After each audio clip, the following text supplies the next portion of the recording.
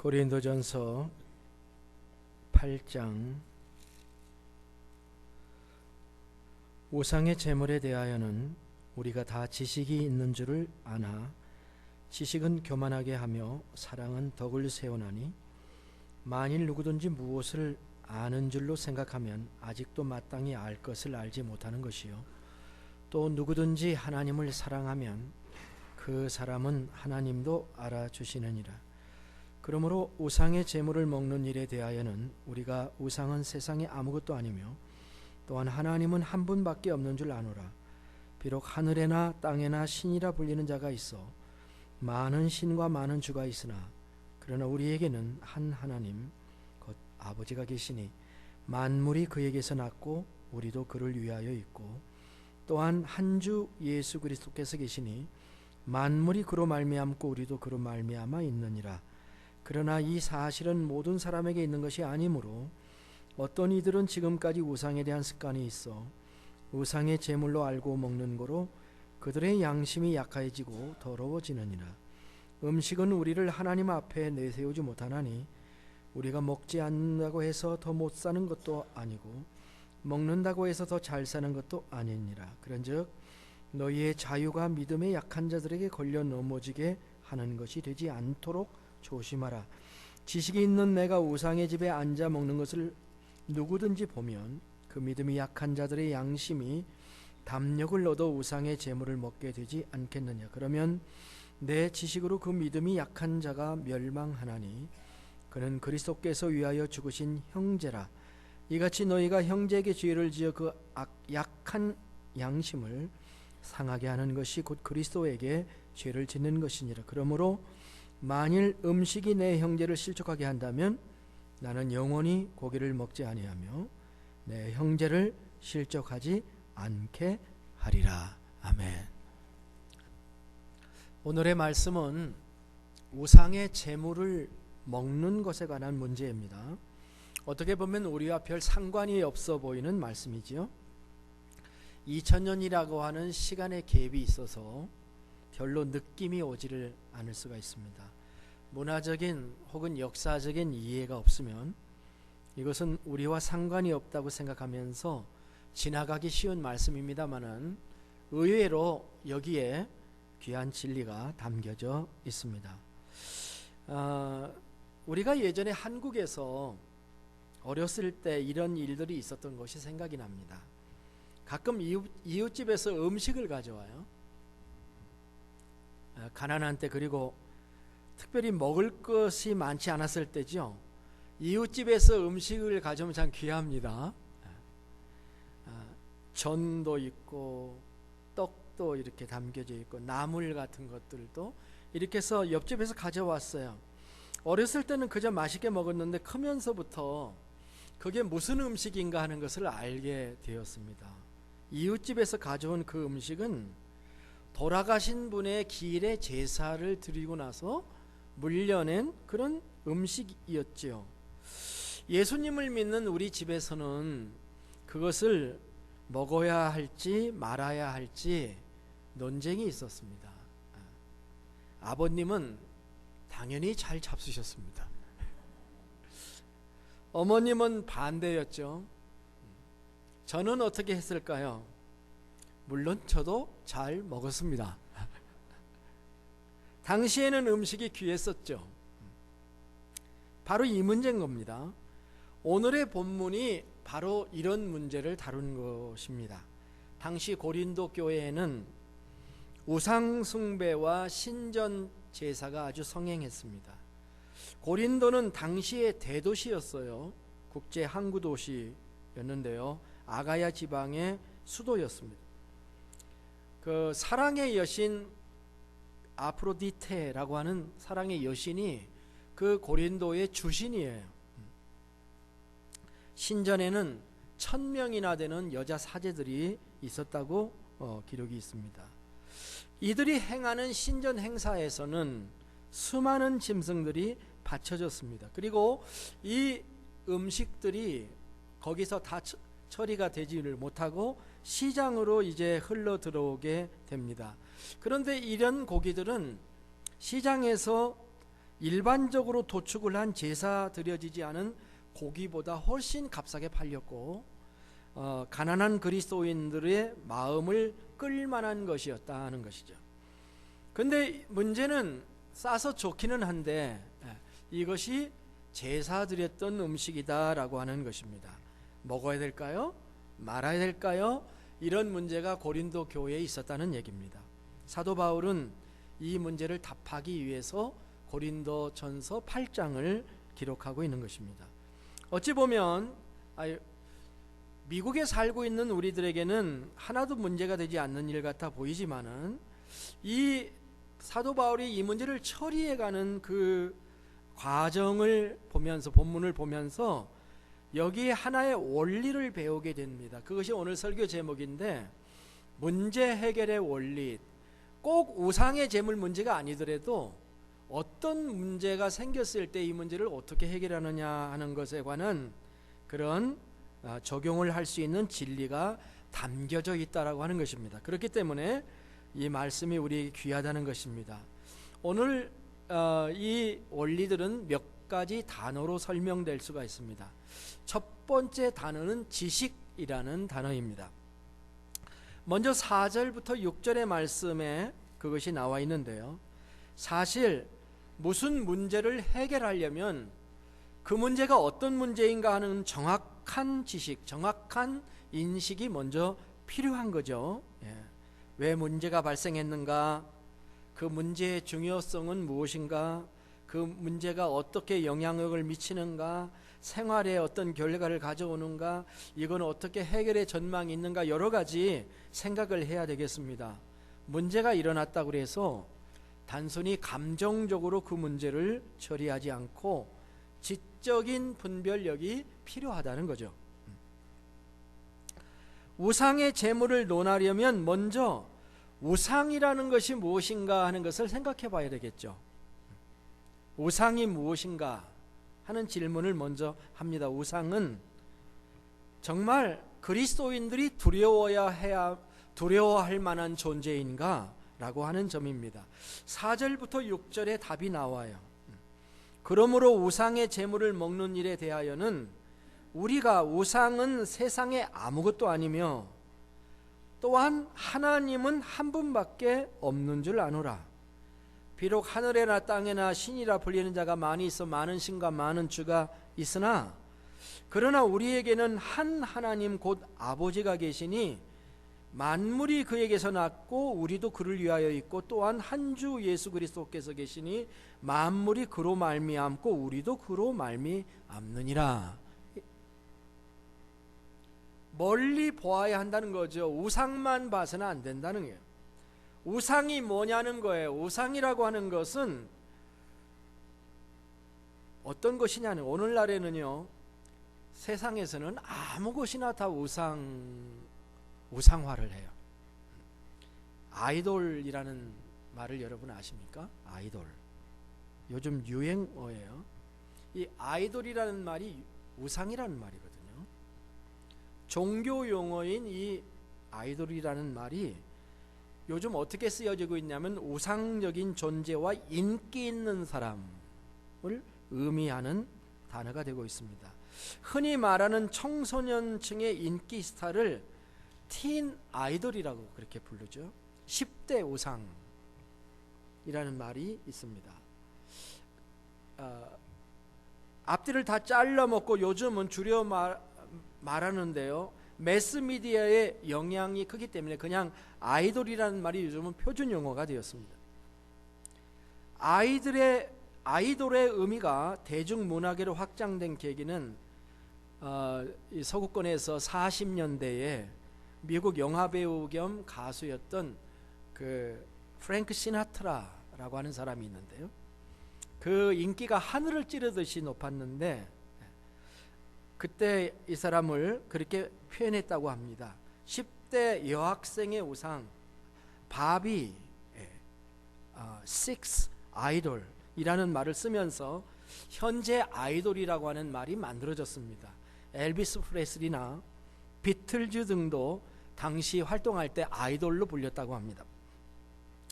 그러나 사실 사실로 말하면 누가 그들을 진정한 신으로 보겠습니까? 이들 중 누가 신의 영역에 도전하고 자신을 신격화한다고 해서 그것을 참 하나님과 구분할 수 있겠습니까? 비교할 수 있겠습니까?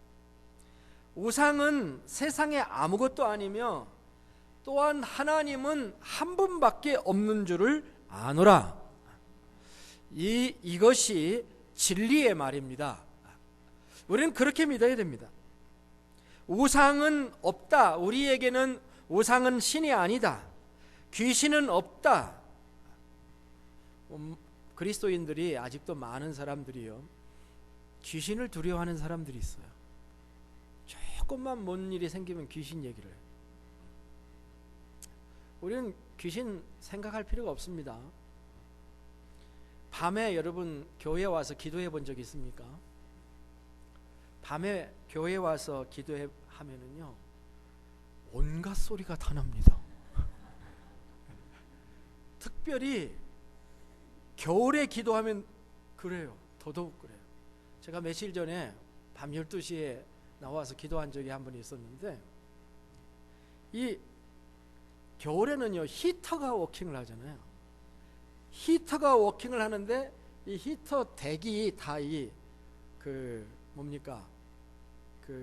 연통이 전부 다 재료가 스틸, 얇은 스틸이잖아요. 통이잖아요. 연통. 근데 이게 히터가 들어오면 팽창하고 멈추면 수축해요. 그러니까 밤에 앉아서 기도하려고 보니까 여기서 두둑, 저기서 두둑, 앞에서 두둑, 뒤에서 두둑 이러는 거예요.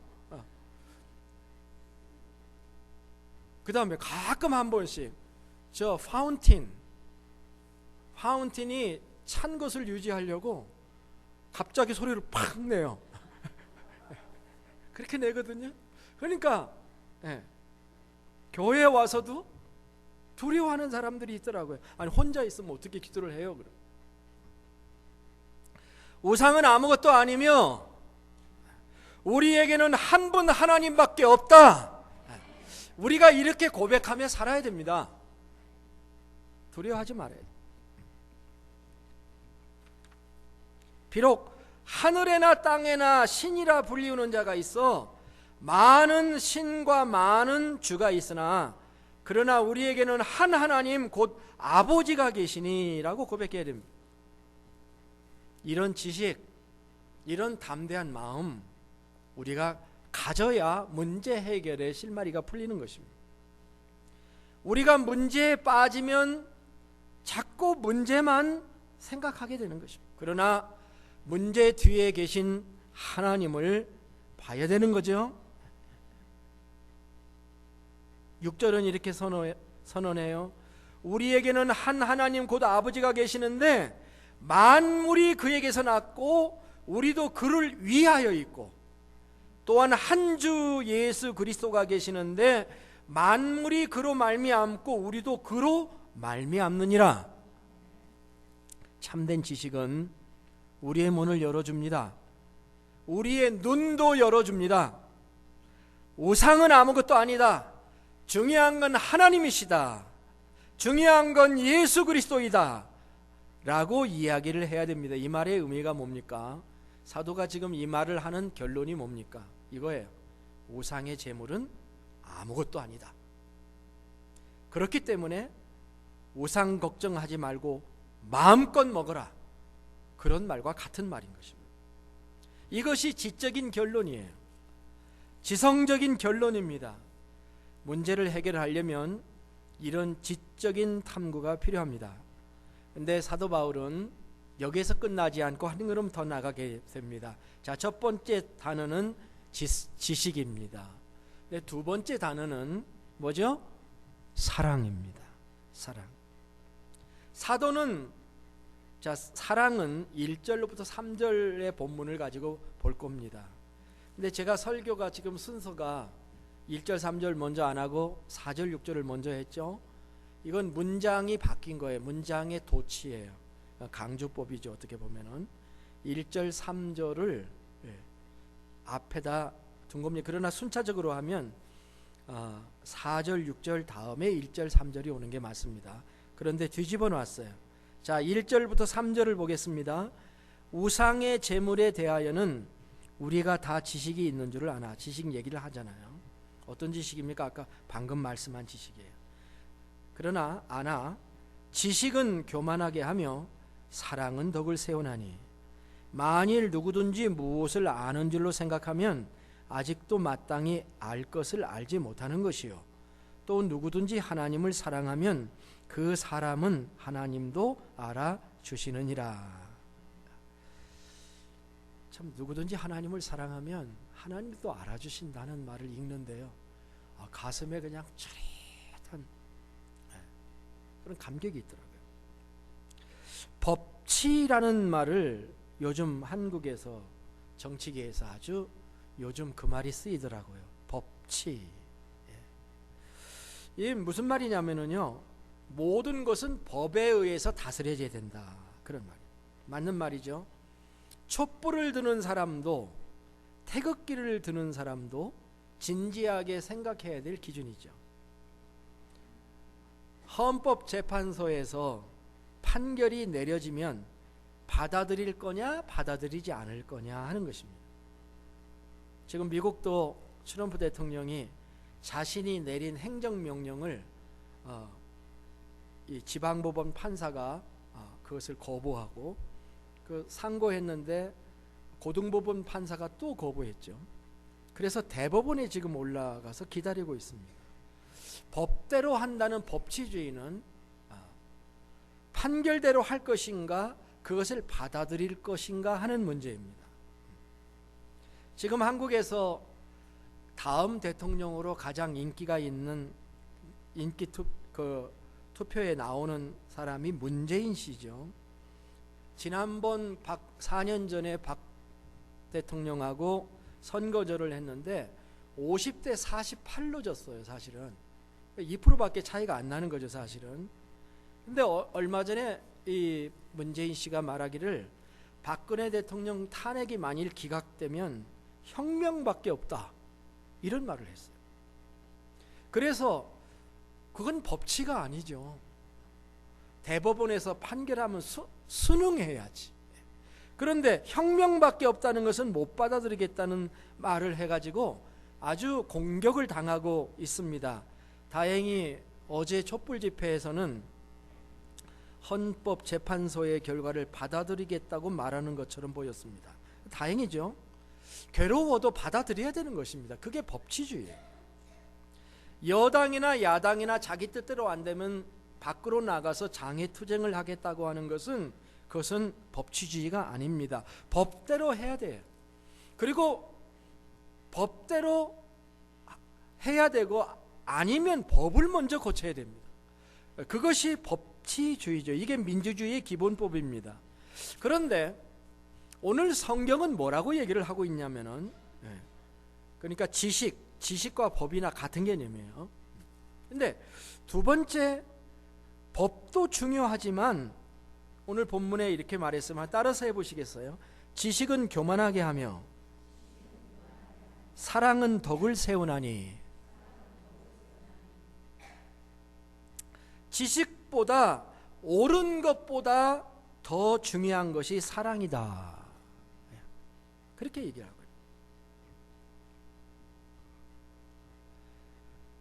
옳고 그른 것을 따지다가요, 사람 다 잊어버려요. 어떤 때는. 그렇죠? 자기 옳다고 주장하다가 다른 사람 마음에 다 상처내고 다 잊어버려요. 지식은 교만하게 하고 사랑은 덕을 세운다, 이런 말씀. 사도 바울은요, 사실은 사랑의 사도입니다. 우리가 요한 1서 4장을 얘기하면서 요한을 사랑의 사도라고 우리가 주장을 하지만, 사실 그런 식으로 얘기하려면 고린도전서 13장을 근거로 해서 사도 바울도 사랑의 사도라고 얼마든지 말할 수가 있습니다. 고린도전서 13장 사랑장에 보면은 이런 얘기가 있습니다. 내가 사람의 방언과 천사의 말을 할지라도 사랑이 없으면 소리나는 구리와 울리는 꽹과리가 되고, 내가 예언하는 능이 있어 모든 비밀과 모든 지식을 알고, 여기 모든 지식을 알고 또 산을 옮길 만한 모든 믿음이 있을지라도 사랑이 없으면 내가 아무것도 아니요. 내가 내게 있는 모든 것으로 구제하고 또 내 몸을 불살하게 내어줄지라도 사랑이 없으면 내게 아무 유익이 없느니라. 사랑이 최고의 것이라고 하는 거예요. 이걸 좀 현대말로 바꾸면 이런 거예요. 외국어를 잘하고 사람의 방언이니까 아주 화술이 얼마나 좋은지 천사처럼 말을 해요. 미래를 꿰뚫어 보는 예지를 가진 예언하는 능력도 있고요. 모든 비밀과 모든 지식을 가지고 있는 최고의 현자예요. 산을 옮길 만한 믿음도 가지고 있고 자기의 전 재산을 가난한 사람에게 줄 수 있는 결단력도 있고요. 자기 몸을 불태울 정도의 열정도 있는 사람. 이게 사람인지 아닌지 모르겠어요. 이런 사람이 실제 있을 수 있는지 모르겠어요. 그런데 이런 7가지의 자질을 가진 사람은 전 세계 지도자를 해도 괜찮겠어요. 그죠? 그리고 마치 메시아처럼 메시아가 될 수 있을 것 같아도 보여요. 그런데 예수님은 그렇게 해도 이게 없으면 소용없다 그렇게. 뭐가 없으면? 사랑이 없으면 소용이 없다. 오늘 말씀의 3절은 다시 고린도전서 8장으로 돌아와서 3절은 석중석과 같습니다. 제가 수석을 좀 했었어요. 수석을 주스러 돌아다니다 보면 돌이 하나 이렇게 잡히는데 돌 속에 돌이 들어있는 돌이 있어요. 그러니까 돌 속에 다른 이 돌의 재질과 다른 종류의 재질을 가진 돌이 박혀 있는. 그러니까 그런 돌들은 잘 보면 멋있습니다. 멋있는데 어쨌든 그걸 석중석이라고 이렇게 얘기를 합니다. 오늘 말씀 3절이 누구든지 하나님을 사랑하면 그 사람은 하나님도 알아주신다 라는 말을 했어요. 여러분 하나님 사랑하십니까? 사랑하기 원하십니까? 만일 누구든지 아는 줄로 생각하면 아직 2절이에요. 아직도 마땅히 알 것을 알지 못하는 것이라 그랬어요. 많은 사람들은 자기가 옳다고 주장합니다. 자기의 생각이 진리라고 주장을 해요. 그리고 그것이 제일이라고 합니다. 그러나 사랑이 없다면 아무런 의미가 없다라고 말씀을 하시는 겁니다. 사랑을 모르면 결혼 생활도 모르는 사람이에요. 사랑을 모르면 자식 교육이 뭔지도 모르는 사람이에요. 사랑을 모르는 사람은 아직도 법 따지고 있는 사람들은 철부지라고 하는 거예요. 하나님을 믿는 것도 그렇다는 것입니다. 하나님을 사랑하는 단계로 들어가야 비로소 하나님이 인정해 주신다는 말씀을 하고 있습니다. 자, 정리를 해보겠습니다. 우상의 제물을 먹어야 하느냐 말아야 하느냐 하는 거예요. 먼저는 바른 지식을 가져라 그렇게 얘기를 했습니다. 바른 지식은 무엇입니까? 우상은 아무것도 아니라는 지식이에요. 하나님만 참 하나님이라는 지식입니다. 그러니까 이 케이스에서는 먹는 게 전혀 문제가 될 수가 없습니다. 그런데 사도 바울은 지식만이 기준이 아니다라고 합니다. 두 번째 기준이 있는데 그것은 사랑이다라고 얘기를 합니다. 옳으냐 그르냐, 제가 늘 설교에 나오는 메시지 중에 하나가 맨날 사람들이 옳으냐 그르냐로 싸워요. 옳으냐 그르냐가 문제가 아니에요. 사랑하느냐 안 하느냐가 문제예요. 이게 핵심이에요. 그러니까 바로 옳고 그르냐 하는 지식적인 판단, 진리적인 판단보다 더 중요한 질문 하나가 있는데 사랑이라고 하는 것입니다. 사랑하느냐. 오늘 본문에 보면은 사랑하면 나타나는, 사랑하는 사람들이 가지고 있는 그 사랑할 때 일어나야 하는 일들에 대한 몇 가지 얘기를 하고 있습니다. 첫째는 상대방의 수준을 이해한다라고 하는 것입니다. 살핀다. 상대방의 수준을 살펴야 돼. 오늘 7절의 말씀은 믿음이 연약한 사람의 수준을 이야기하고 있습니다. 7절을 보세요. 그러나 이 지식은 모든 사람에게 있는 것이 아니므로 어떤 이들은, 여기 어떤 이들이 누구냐 하는 거예요. 어떤 이들은 지금까지 우상에 대한 습관이 있어 우상의 제물로 알고 먹는 거로 그들의 양심이 약하여지고 더러워지느니라. 이 7절의 이 사람은요, 이 어떤 사람이라는 이 사람은 보수적인 사람입니다. 굉장히 보수적인 사람. 우상의 제물을 먹으면 양심에 꺼리껴지는 사람이에요. 그래서 그런 사람이 음식을 먹으면 양심이 약해지고 더러워진다, 그렇게 얘기를 했습니다. 오늘의 말씀은 너는 지식을 가진 사람이어서 우상의 제물을 꺼리낌 없이 먹을 수 있는 사람이지만 자기의 지식만 주장하지 말고 그 사람의 수준을 이해해 보라는 것입니다. 그 사람이 지식이 있는지 없는지를 알아보라는 거예요. 많은 사람들이 나와 다르면 그 사람을 밀어내거나 배척할 수 있습니다. 그러나 이것은 지식에 머무르는 거다는 거예요. 사랑 안에 거하는 것이 아니라는 것입니다. 보수적이고 전통적인 가치관을 가진 사람, 우상의 제물로 알고 고기를 먹지 않겠다고 하는 사람이 있을 때 진정으로 사랑할 줄 아는 사람이라고 한다면 자신의 자유를 주장하기 전에 먼저 다른 사람의 수준이 무엇인지를 알아보고 그들의 주장을 경청하고 존중하라 라고 하는 말씀을 하고 있는 거죠. 두 번째, 같은 말입니다만은 자신이 아닌 상대방에게 맞추어라 라고 하는 말씀. 우리가 누군가를 도와준다고 할 때 조심해야 될 것은 항상 주는 자의 입장에서 돕느냐 받는 자의 입장에서 돕느냐 하는 문제가 참 만만치 않은 문제입니다.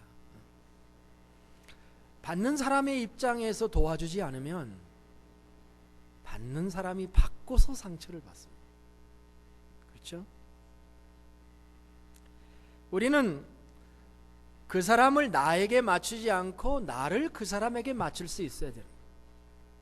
이솝 우화에, 너무나 잘 아는 이솝 우화에 여우와 두루미 여우와 두루미 이야기는 너무 우리가 잘 알고 있는 얘기입니다. 여우가 두루미를 식사에 초대했는데 여우는 음식을 접시에 담아가지고 나왔어요. 여우는 접시도 혀로 홀짝홀짝 잘 먹을 수 있는데 두루미는 이게 이렇게 길어요. 그러니까 접시 음식을 먹을 수가 없는 거예요. 그래가지고 음식을 먹는 둥 마는 둥 하고 나오면서 그 일을 마음에 새겼습니다. 그 다음에 두루미가 여우를 식사에 초대했는데 호리병에 이렇게 담긴 그 속에다 음식을 담아 내왔어요. 아마 들 수 없었나 봐요. 우리 같으면 들어서 꿀꺽꿀꺽 마셨겠는데. 그래서 주둥이가 닿지를 않아가지고 먹지를 못했다는 이야기입니다. 이 이야기에서 얻을 수 있는 교훈이 뭡니까? 자신의 입장을 생각하지 말고 상대방의 입장을 생각해라. 그걸 역지사지라, 그런 얘기를 하는 거죠. 사도 바울은 우상의 음식을 먹고 안 먹는 일은 인간의 삶과 행복에 필수적이고 핵심적인 사항은 아니다. 8절의 말씀입니다.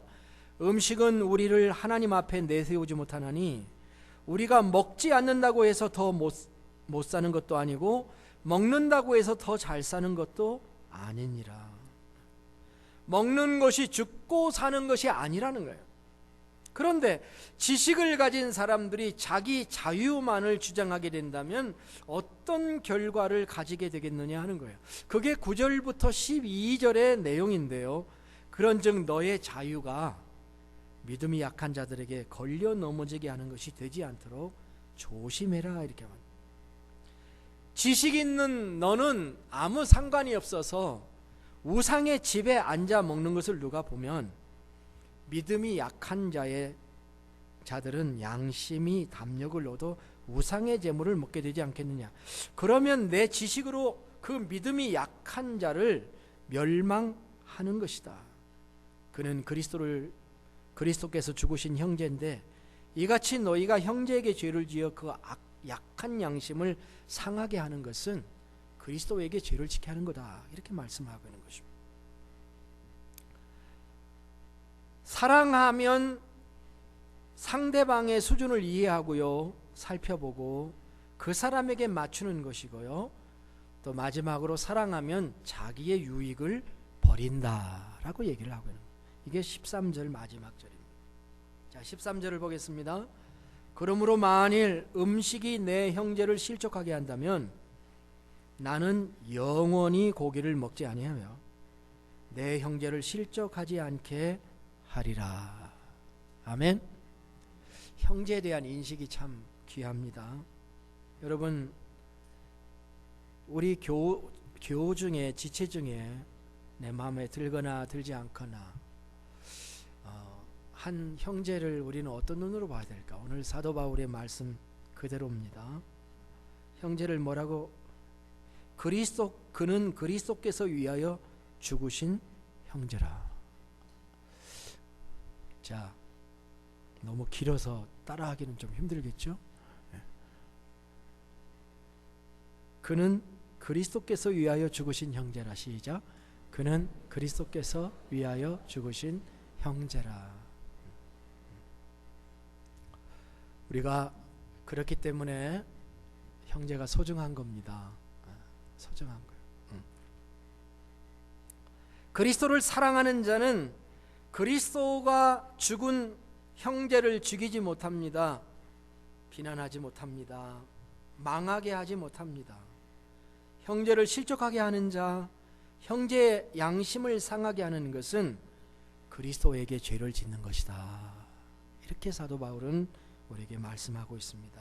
따라서 그렇게 하지 않기 위하여 고기 되게 좋아하는데, 사도 바울이 고기를 좋아했는지 안 했는지, 나 고기 없으면 못 살아요, 그런 사람일런지 모르겠지만은 정말 형제가 내가 고기 먹는 것 때문에 실족을 한다면 나 고기를 영원히 먹지 않겠다, 이렇게 선언을 하고 있는 거예요.